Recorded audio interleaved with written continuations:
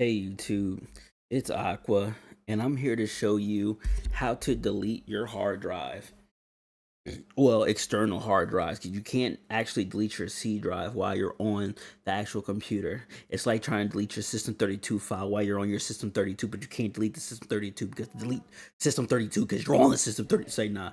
Anyway, I'm going to show you. So make sure you go to the Start menu and you type in disk management, and yet again it's going to show create or format hard drive, hard disk partition.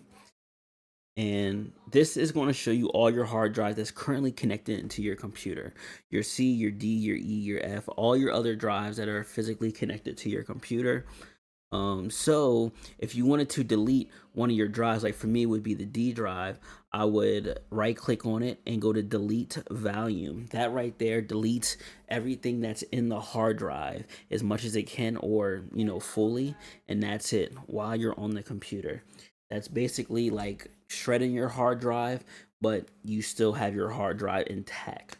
No, nothing can be recovered off of there, but you still would have to shred it to actually do it, because I don't know, I think they can still, people could probably still get into it, or things like that, if you really were trying to sell this hard drive or do whatever you wanted to do. So just know that. All right, if you have any other questions, let's get it, let's go. I'll see you in the next video. Peace.